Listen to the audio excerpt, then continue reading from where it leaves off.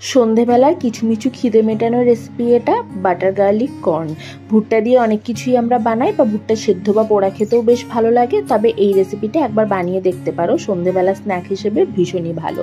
ভুট্টাগুলোকে প্রথমে টুকরো টুকরো করে কেটে এরকমভাবে জলের মধ্যে দিয়ে একটু নুন আর বাটার দিয়ে সেদ্ধ করে নেব মোটামুটি 5 থেকে 6 মিনিট। তারপর ভুট্টাগুলোকে জল থেকে তুলে একটা অন্য পাত্রে সরিয়ে রাখবো।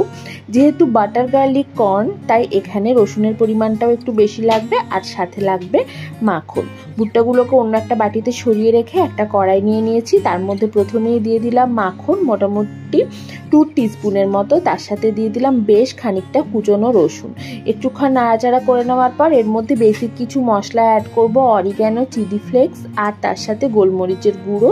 একটু নাড়াচাড়া করে নিয়ে দুটো সস অ্যাড করব। একটা হচ্ছে সয়া সস, সেটা 1 টিস্পুন, আর একটা হচ্ছে টমেটো কেচাপ, সেটা হচ্ছে 1 টেবিল স্পুন।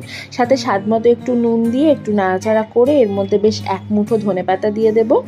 এটাও নাড়াচাড়া করে আগের থেকে সেদ্ধ করে রাখা কর্নগুলো দিয়ে ভালো করে এর সাথে মিশিয়ে নিলেই আমাদের বাটার গার্লিক কর্ন কিন্তু একদম রেডি। ওপর থেকে আরও বেশ খানিকটা ধনেপাতা কুচি ছড়িয়ে দিয়েছি। বর্ষাকালে সন্ধেবেলার এই মুখরোচক খাবার কিন্তু বেশ ভালো লাগে, একবার ট্রাই করে দেখতে পারো। চলো আজকে এটুকুই, ফিরে আসবো আবার অন্য কোনো রেসিপি নিয়ে। ততক্ষণের জন্য টাটা।